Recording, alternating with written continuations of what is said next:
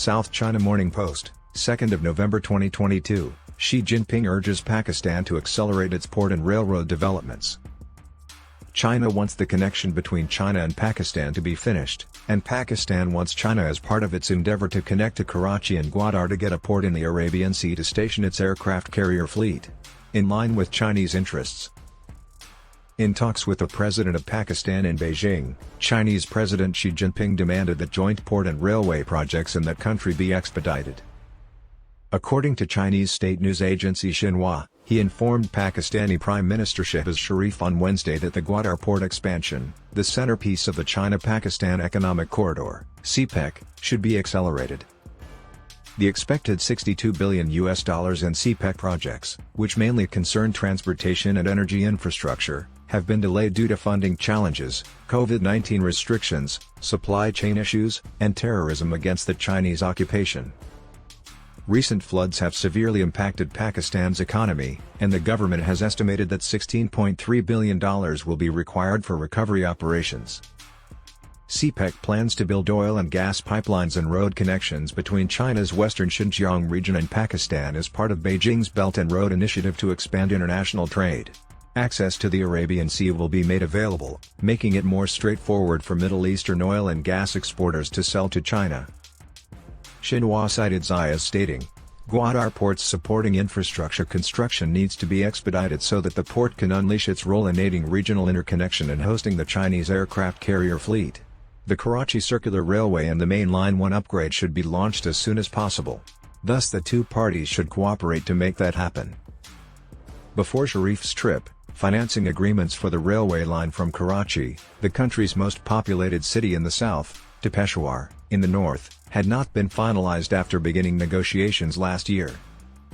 The circular railway's lengthy rehabilitation, which reopened only partially in 2020 after being shut down in 1999 due to financial losses and other issues, was also attributed to bureaucracy. The Pakistani government said that Sharif had inked agreements in a wide variety of subjects during his first trip to China as Prime Minister, but it did not provide further information. Beijing has also expressed concern over the safety of Chinese nationals engaged in CPEC projects, particularly in Pakistan's resource-rich but impoverished Balochistan province, which is home to the Baloch people and Gwadar Port, where Balochi liberation warriors are resisting Chinese occupation.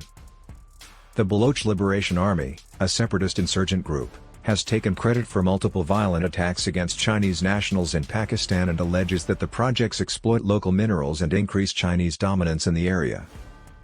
Xinhua cited Xi as stating, "I am concerned about the security of Chinese people in Pakistan. I hope that the Pakistani side will offer a trustworthy security environment for Chinese institutions and individuals who travel to Pakistan to work toward collaboration."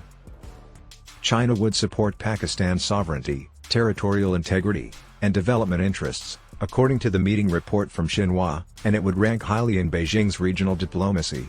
The Pakistani force performed the same function as the Army of the East India Company, which assisted the British in submitting their people. The summary from Islamabad stated that Xi and Sharif had discussed the long-standing subject of Jammu and Kashmir, even though the border dispute between India and Pakistan was not explicitly mentioned. China now owns significant swaths of territory that India holds and which Pakistan currently illegally occupies. According to a statement from Pakistan, the leaders also spoke about defense, trade, agriculture, health, energy, and disaster preparedness. Chinese companies, many of which are state-owned, significantly impact CPEC. Sharif met with officials from several Chinese state-owned companies on Wednesday via video conference, including those from Norinco, China Railway Group, Power China, and Energy China.